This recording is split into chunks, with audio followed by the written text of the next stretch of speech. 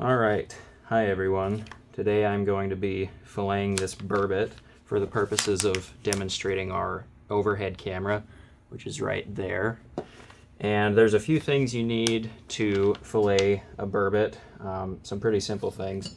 First of all, possibly the most important is a good fillet knife, a sharp fillet knife, some pliers. You can use just regular Leatherman pliers or needle nose, but I find that a wider nose is a lot easier for when you actually pull the skin off the burbot. And then a knife sharpener. Usually you don't have to use it, but in the event that you do, you have it. Some other things just for housekeeping. You want to make sure you have a surface that you're comfortable getting fish slime all over. Burbot's a pretty slimy fish, and if you freeze them, the slime tends to coagulate and it becomes a real mess. So just make sure you have a nice surface. Here we have some paper put down with some newspaper underneath. And then you also want to have some towels handy to wipe your hands with, and then some Clorox wipes. And then under here I've got several trash bags for the skin and the guts, and then once I get done you can put your towels and everything in there. So alright, let's get started filleting this burbot. The first thing you're going to do on these burbot is you have to skin them. So I just start by making a cut right behind the gill plate there. And you don't want to cut too deep, because if you cut too deep then you'll get muscle on the skin, which you don't want to be doing because that is part of the fillet and you want to get as much meat as possible. So move those pectoral fins forward and just cut around the belly there. And you want to just make a nice even cut all the way around. Match it up with your cut on top. You can see how sticky this is. But then once you get it started, since this one's partially frozen, we're going to have to get the skin started a bit with our knife. If you skin them fresh, you won't have to do this. But just get it started to where you can get your pliers under there. Then the next thing is you either want to have a way to hold the burbot's head down. Some people will just put a nail on a plank and then you can put the head on the nail so it has a place to hold. I usually just grab onto the mouth because you need a leverage point when you're pulling the skin back. But just grab onto it there and start working that skin back. You can see it comes pretty easy.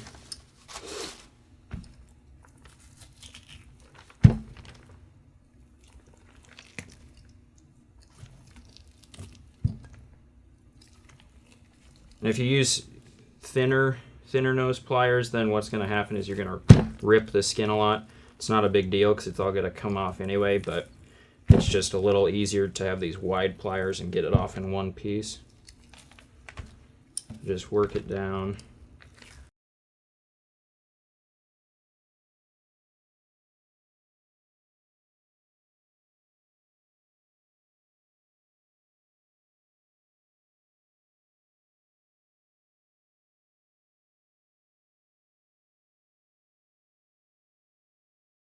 Get it off, and there's the skin, and now you've got your skinned burbot. So now what we're going to do is actually fillet it. That's the nice thing about having bags, is you can just take the skin and drop it right in the bag.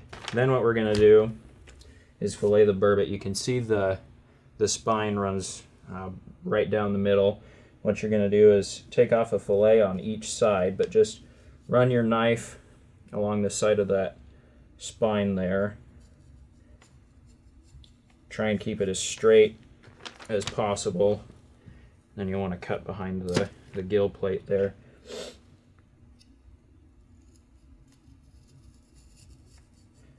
And you'll feel the vertebrae of the spine kind of click against your knife blade. If you feel that, you know you're right up against the bone, which is where you want to be. And then once you get down deep enough, you'll actually feel the ribs actually start to click against the knife blade, and that's as far as you can go.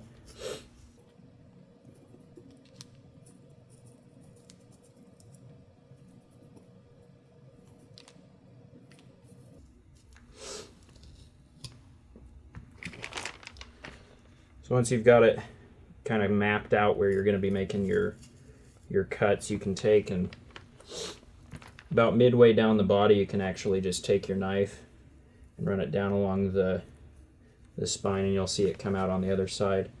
And just run it down. You can feel if you're right along the spine there, and just work it right down to the tail. You can see there, we followed it pretty well there, so you got the most meat possible. That's what you want to try and do. And then from there, you're able to kind of work it back.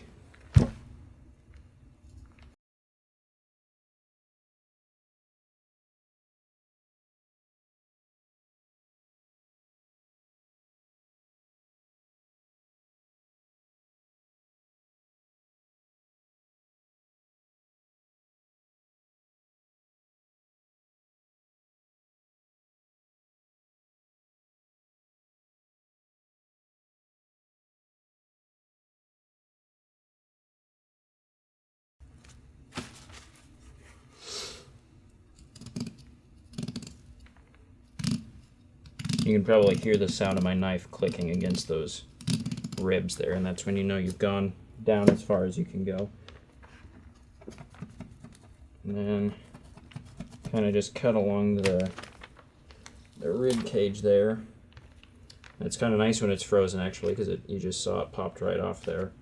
And then just make a cut right there, because what we'll do is we'll actually take off a separate piece for the belly here. So there's one fillet, and then you pretty much just flip it and do the other side the same way. So I'll go ahead and do that real quick.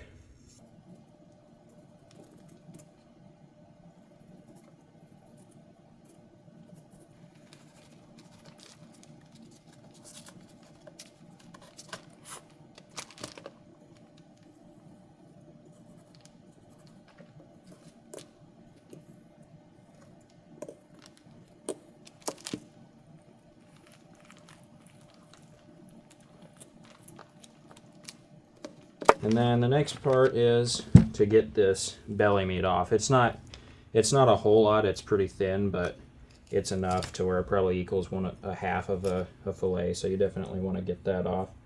Just make a cut straight across, and you can see it's kind of a triangular shaped piece of meat. So just follow the contours of that muscle down there, and just follow along the bottom of the ribs there.